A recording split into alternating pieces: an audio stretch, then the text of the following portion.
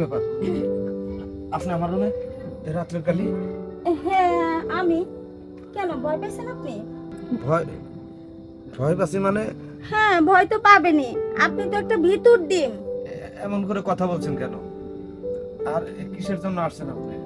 আসছিলাম একটু দরকারে, কিন্তু তার আগে আপনি যেভাবে ভয় পেয়ে গেছেন, মনে হয় দরকারের কথা বললে আরো ভয় পেয়ে যাবেন। না না, আপনি বলেন, আপনার কি দরকার? হুজুর আপনি ভয় পাচ্ছেন কেন? আমি তো তেমন কিছুই বলবো না, আমি আসছিলাম একটু ডায়েরিটা নেওয়ার জন্য। ও আমার ডায়েরি আপনার কাছে। ও, আচ্ছা, বুঝতে পেরেছি।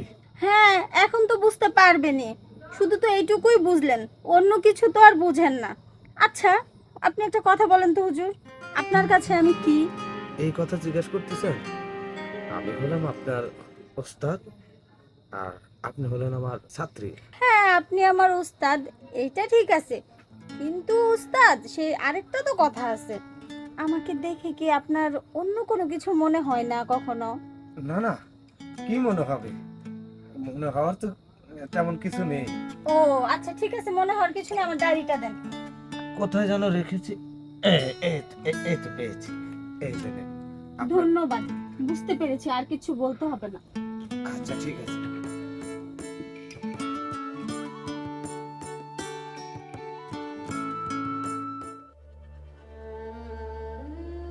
আরে হুজুর আপনি আসছেন? আরে আপনার জন্যই তো অপেক্ষা করতেছিলাম, আপনার রুমে গিয়ে দেখে আপনি নাই। আর আপনি তো কোনোদিন এত রাতে বাইরে যান না, আজকে আপনি কোথায় গেছিলেন? আপনি খাবার খাবেন না? আসেন ভাত খেয়ে যান। হ্যাঁ খাবো, কিন্তু তার আগে আপনার সাথে আমার কিছু কথা আছে। আমার সাথে? হ্যাঁ। হুজুর আমি তো আপনার কথা শুনতেই চাই, বলেন না বলেন না কি কথা। আমি আসবো। হ্যাঁ তাহলে আসুন আপনি। ঠিক আছে আসেন হুজুর। আমার অনেক দিনের স্বপ্ন ছিল যে এরকম খোলা আকাশের নিচে নদীর পাড়ে আপনার সাথে দাঁড়িয়ে কথা বলবো।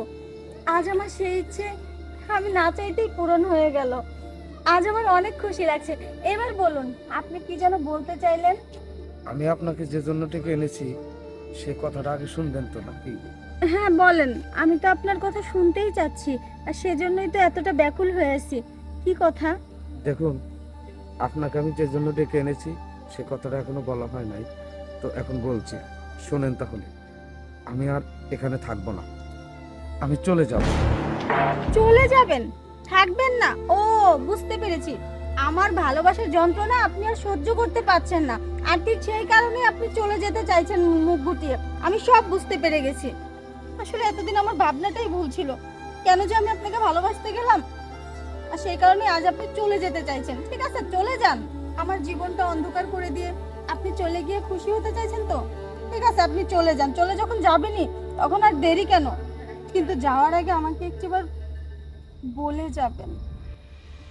দেখুন, আমি আসলে এখানে ভালোবাসার কথা উঠছে না, এখানে অন্য কিছু উঠছে। আপনার এখানে থেকে মিথ্যে অপবাদ, আমি আর এই মিথ্যে অপবাদের জ্বালা সইতে পারছি না। মিথ্যা অপবাদ? আর এই মিথ্যা অপবাদ কে দিল আপনাকে? কেন চলে যাবেন আপনি আমাকে খুলে বলুন। তাহলে শুনবেন? হ্যাঁ।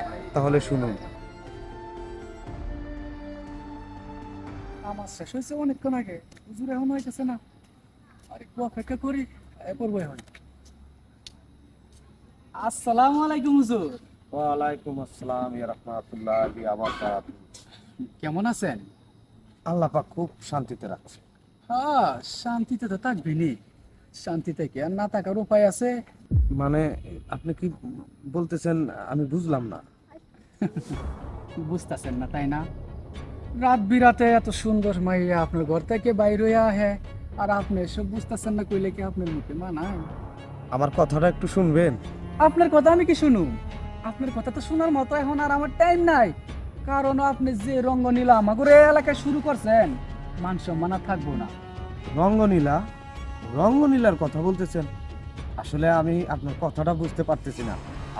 আপনি আমাকে একটু ক্লিয়ার করে বলতেন তাহলে বিষয়টা ভালো হতো। ও বুঝতে পারছি, কথায় আছে না, সুজা আঙ্গুলে ঘি না উঠলে আঙ্গুলটারে বাঁকা করতে হয়, তার মানে আপনারা পুরো ঘটনা বুঝাই কইতে হইব আমার, তাই না? এই যে পরছেন পাঞ্জাবি, মাথায় দিচ্ছেন টুপি, রাখছেন আবার দাড়ি, কিন্তু এসবে তো মূল্য দিতেছেন না।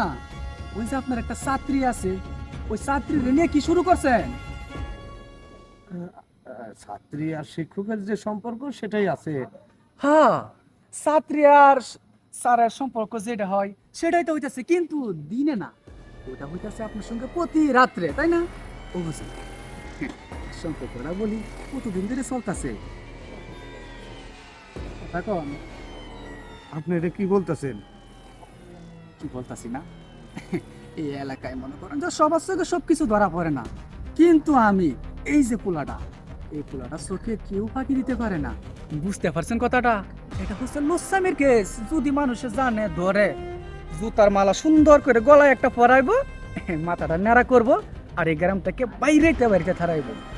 তাই আমি এই গ্রামের একটা পোলা আপনারা ভালো কথা কইতেছি, মান সম্মান থাকতে থাকতে পালাইয়া যান।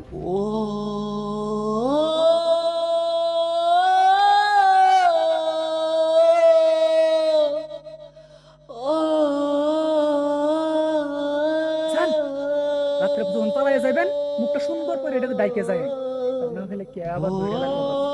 যান, সব বেডিং পত্র গুছাইয়া রাখ। কেন সুদের বিষয়ে নিয়ে মসজিদে কথা বলো?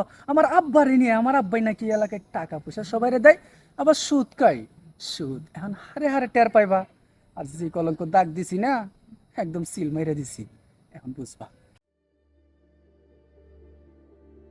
সবে তো শুনলেন। দেখুন, আমরা হলাম হুজুর মানুষ।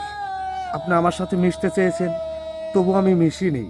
আমি সবই বুঝি, সবই জানি, কিন্তু একটা কথা চিন্তা করে দেখেন, আমি একজন হুজুর। আমার কাঁধে যদি বদনাম আসে, তাহলে সমস্ত যতগুলো হুজুর আছে সবার কাঁধে বদনাম চলে যাবে যে হুজুররা ভালো না। তাই আপনার সাথে আমি মিশিনি, কিন্তু কি লাভ হলো?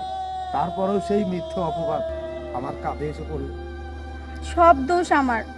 সেদিন রাতে যদি আমি আপনার রুমে না ঢুকতাম চুপি চুপি ওই ডায়েরির জন্য, তাহলে আজ হয়তো আপনাকে এই কলঙ্ক মাথায় নিতে হতো না। আমার জন্যই আজকে আপনার সম্মানহানি হয়েছে, তাই আমি আপনার কাছে হাত জোর করে ক্ষমা চাইছি। আসি।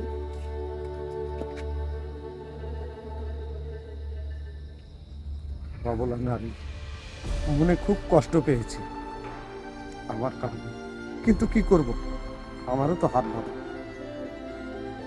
আমি তো আর বুঝে শুনে কোনো ভুল কাজ করতে পারি না।